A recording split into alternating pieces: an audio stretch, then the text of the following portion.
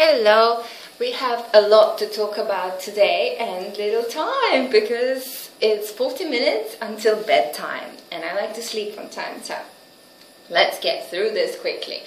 Question number 1 from you was very simple, but you want an honest answer with an explanation. Are you happy, Lena? Is Lena happy? I didn't have to think about it for a second. Yes, I am happy. And the answer why, I will address it later, but I think that the state of happiness is something that goes with you from childhood up until your older days, and it doesn't really depend on your circumstances.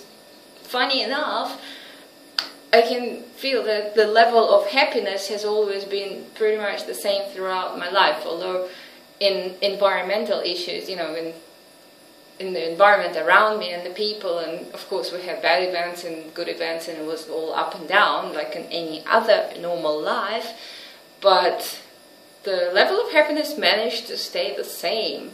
So it's all up here or in here or whatever you like to call our mind. So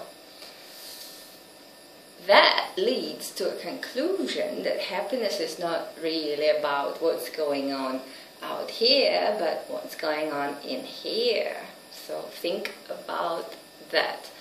And one of the questions in my slave questionnaire for the first graders last month was define your happiness level from 1 to 10. I think 10 was the happiest, 1 was the unhappiest. And nobody got more than 8, and I think 8 was a rare number. Yeah, so I'd say I'm a 10, but I've always been a 10. That's really strange, isn't it? Why am I happy? As I said, because it's in here. It's just the feeling of being happy. I can say that I have good friends, and that is true, and good people that are close to me, and I'm really happy with the house I live in, with the car I drive, and with the food I eat, and with what I look like, and this, but that would not be really why I'm happy, because I would be happy if I didn't have what I have now. I think it all comes from the inside, and that state you can control with your mind, not with what you have. Okay, so that's on the question of happiness. And then there were a few other questions about splits. Hey, somebody remembered the splits. Yay! How to warm up for the splits. Warm-ups are very important, otherwise if you do the splits right away or stretch your legs, these muscles are going to hurt the next day. So you do have to warm up quite well. It's good to warm up. You see, curl one leg behind you, one leg forward, and lift your hips for about 20 times. Then change and do the other side as well. Then it is, of course, good to do this. And don't do it like 1, 2, 3, done. But breathe in and breathe out slowly and stretch. Just don't think that you're wasting time on stretching. It's all part of the process of getting your blood circulating around and nourishing your body. Yeah, I know, overexcited. I'm back from meeting, what was it today? Seven friends, and it was interesting. And one girl made me cry because she told us such a touching story about puppies almost dying. How she took them to the hospital and they're now alive. They're recovered, and oh, yeah. So back ride of happiness because I was happy for the puppies that they were still alive. So to warm up for the splits, and then you bend one leg and one leg back. So this one is in front of you. It's also good. And just try to lie on it. And take your time Don't rush through it like I'm showing you here. What is also good, put one leg up here and try to push your knee down to the ground until you get used to the position, until it's comfortable. Then do the other side as well. Always try to keep the body symmetrical. You see, our face is not symmetrical and our body is not symmetrical. One leg is always shorter than the other. Not by far, but believe me, in most people it is that way because of our habits, because we always sit like this, to one side or to the other, and because we are right-handed or left-handed, you know, one shoulder is slightly higher than the other, and it's good to get your body to the symmetrical state when your right hand is as strong as your left hand and your right leg is as flexible as your left leg. So strive for the symmetry in the body. That's a good point, symmetry. We always stretch both sides. This is also good. With me, they don't really go down. But hey, I guess it's, everybody has their defects, if you can call it that. And I've been practicing for this one for years, but then they don't go down. It doesn't hurt anywhere, they just don't open. Even if you push them down, if another person steps on them, it doesn't hurt, but then they spring back up, like that. Butterflies.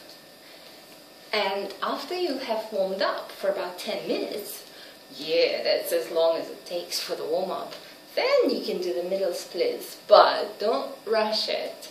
Always do it slowly. Slowly. And do you really need the splits? No, but it's something fun to be able to do, because I reckon it just looks cool. That's why I was doing it. Not that I had to do the splits, but I dedicate about 1 minute of the day to the splits in the yoga routine. And the yoga routine is an hour and a half. So only 1 minute is dedicated to the splits. I didn't rush it really, so it took ages to get used to this position. And it's an interesting sutra. Do you know the Heart Sutra? I recite the Heart Sutra in Korean when I do the splits and hold the position for as long as I recite the sutras. 마하반야바라밀다 신경과안자제 보살행심 반야바라밀다 시조견노원계 공노일체고액 사례자색 부리공공 부리색색 즉시공공즉시색, and so on, and it goes on and on and on.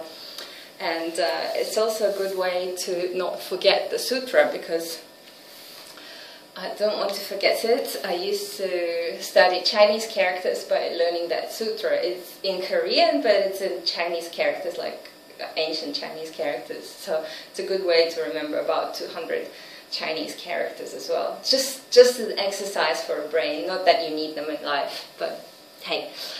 And the next question was, for the vegetables, you know, to be able to eat vegetables, you need to make salads properly. It's a good idea.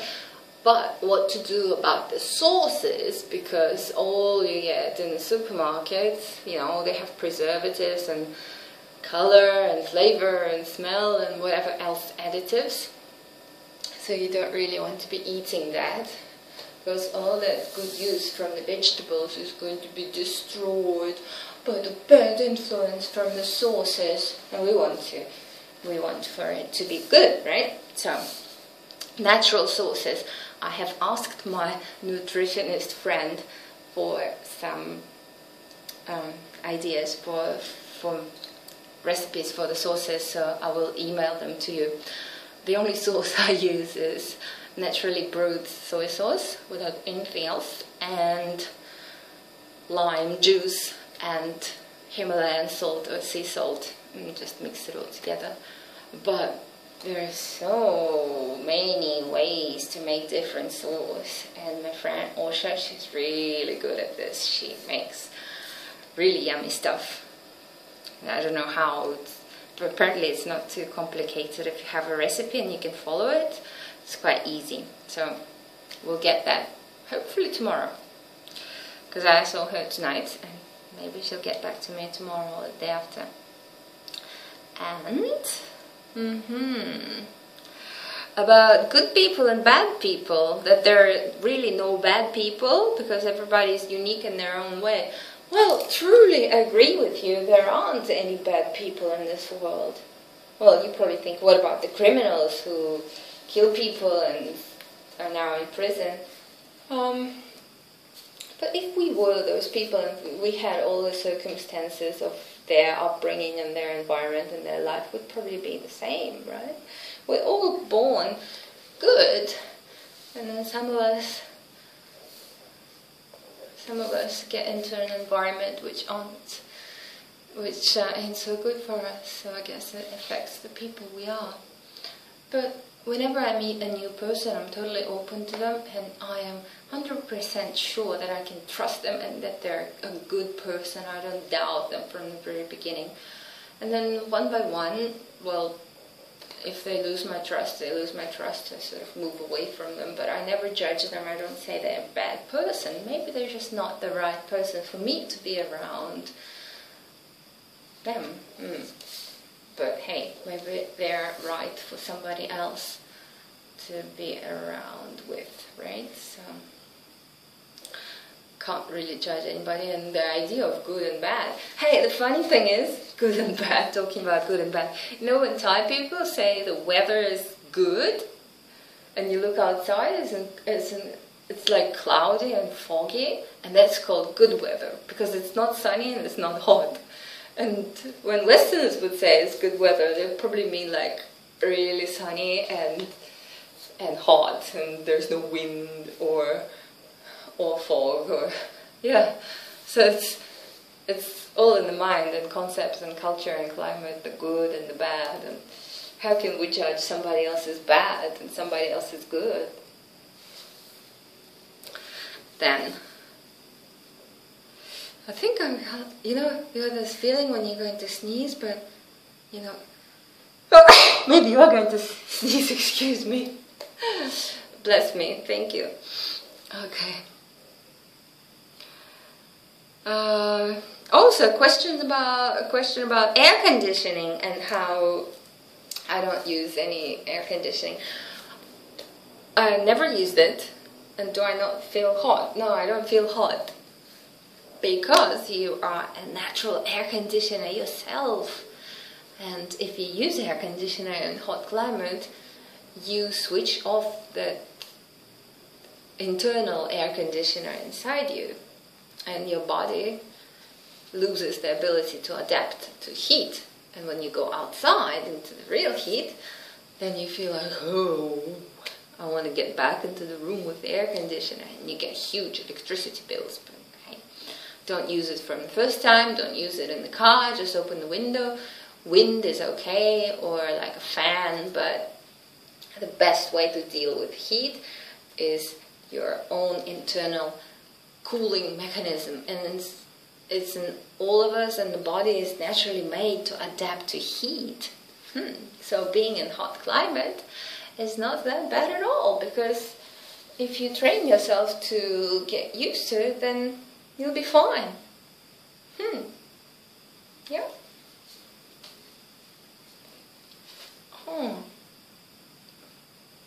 That's an interesting one. I remember doing that in some yoga class in Korea. I think it was. Okay, maybe it's enough of questions for today, and I will see you tomorrow. Hope you have a good night, one day. It's love from me to you, without the hypnosis today, just the vibes. Did you feel it?